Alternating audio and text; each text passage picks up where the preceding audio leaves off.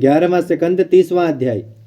यदुवंशियों का लड़कर नाश होना और श्री कृष्ण जी के पांव में जस का बाण मारना। राजा परीक्षित ने इतनी कथा सुनकर विनय किया, हे मुनिनाथ, श्याम सुंदर को श्राप छुड़ाने की समर्थ्य थी। श्याम सुंदर को श्राप छुड़ाने की समर्थ्य थी, फिर क्यों उन्होंने यदुवंशियों पर दया नहीं की। सुखदेव जी ने कहे, परीक्षित, वसुदेव नंदन परम ब्रह्म परमेश्वर के अवतार को, जो संसारी माया से रहित थे, यदुवंशियों का नाश करना था, पर उन्होंने उनका पालन किया था, इसलिए अपने हाथ मारना उचित न जानकर ब्राह्मण से श्राप दिलवाया। जब उद्धव बद्री केदार की ओर चले गए, तब श्री कृष्ण जी ने विचारा कि द्वारकापुरी में श्राप नहीं व्यापेगा। इस कारण यदुवंशियों को प्रभास क्षेत्र में चलने के लिए कहा। त्रिभुवनपति की आज्ञा अनुसार राजा उग्रसेन और वसुदेव जी के सिवा सब यदुवंशी हाथी घोड़े व रथों पर चढ़कर प्रभास क्षेत्र में पहुंचे और स्नान और दान करने के उपरांत उस दिन तीर्थ व्रत रखकर वहां टिके रहे। दूसरे दिन परमेश्वर की इच्छा अनुसार सब यदुवंशी मदिरा पान करके मतवाले हो गए और समुद्र के किनारे बैठकर अपनी अपनी बढ़ाई करने लगे। इसी बात पर स्नान करते समय पहले पानी के छींटों से लड़ने लगे, फिर आपस में बाण, तलवार, गदा आदि अनेक शस्त्र चलने लगे। जिस तरह अधर्म करने वाले वेद शास्त्र का वचन झूठा जानकर मनमाना पाप करते हैं, जिस तरह अधर्म करने वाले वेद शास्त्र का वचन झूठा जानकर मनमाना पाप करते हैं, उसी तरह ब्राह्मण के शाप से यदुवंशी लोग श्याम व बलराम का समझाना न मानकर जब बलभद्र जी से लड़ने के लिए दौड़े, तब दोनों भाई अलग बैठकर उसका कौतुक देखने लगे।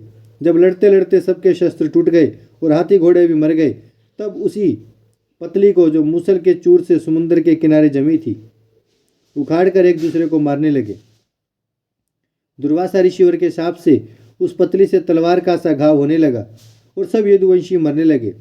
जैसे कुलवंती स्त्री दूसरे पुरुष को देखकर छिप जाती है, वैसे क्रोध उत्पन्न होने से सब यदुवंशियों का सतोगुण व ज्ञान शरीर से जाता रहा।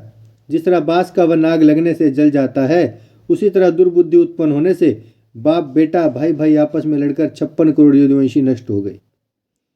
जब श्याम व बलराम के सिवा और कोई जीता नहीं बचा, तब श्याम सुंदर ने बलभद्र जी से कहा कि अब पृथ्वी का भार उतर गया, इसलिए हम व तुम दोनों भाइयों को भी बैकुंठ को चलना चाहिए। यह सुनकर बलभद्र जी ने अपने सब वस्त्र उतार डाले और कोपिन बांधकर सिंधु के तीर बैठकर योगाभ्यास के साथ अंतर ध्यान हो गए। जब श्याम सुंदर चतुर्भुजी स्वरूप धारण करके शंख, चक्र, गदा, पद्म समेत समुद्र के किनारे पीपल के वृक्ष के नीचे जा बैठे, जिस समय त्रिभुवनपति वृक्ष से उठते हुए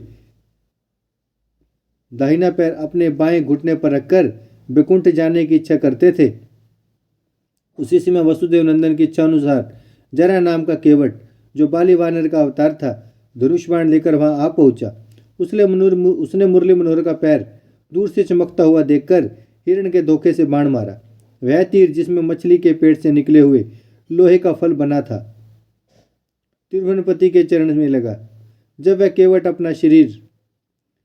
केवट अपना शिकार उठाने के लिए उनके निकट आया, तब श्याम सुंदर के पांव में घाव देखकर डर के मारे कांपता हुआ हाथ जोड़कर बोले, हे दीनानाथ, मेरे बराबर दूसरा कोई अपराधी संसार में ना होगा जिसने लक्ष्मीपति को तीर मारकर दुख दिया। इस पाप से मेरा उद्धार किसी तरह नहीं हो सकता, इसलिए तुम मुझे अपने हाथ से मार डालो, जिसमें मेरे दंड पाने का हाल सुनकर कोई दूसरा मनुष्य संत व महात्मा का अपराध न करे। हे महाप्रभु, जब तुम्हारी माया को ब्रह्मादिक देवता नहीं जान सकते, तब मुझे धर्मी व ज्ञानी की क्या समर्थ्य है जो तुम्हारी महिमा को समझ सकूं। जब वह केवट भूत विलाप करके मुरली मनोहर के चरणों पर लौटने लगा,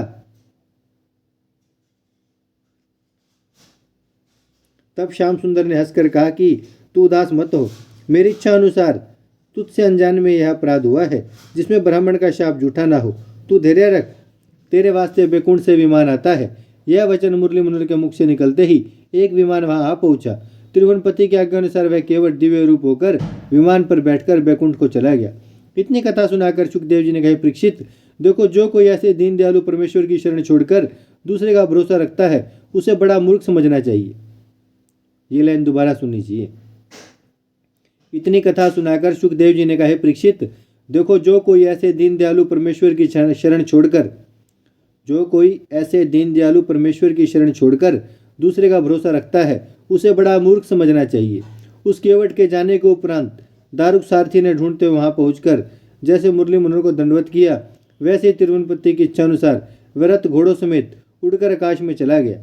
श्री कृष्ण जी ने दारुक सारथी से कहा कि तुम द्वारका में जाकर वसुदेव जी आदि से यदुवंशियों का हाल कहकर उन्हें समझा देना कि अब द्वारका पूरी समुद्र में डूब जाएगी, इसलिए सब लोग अपनी अपनी वस्तुओं समेत अर्जुन के साथ हस्तिनापुर चले जावें।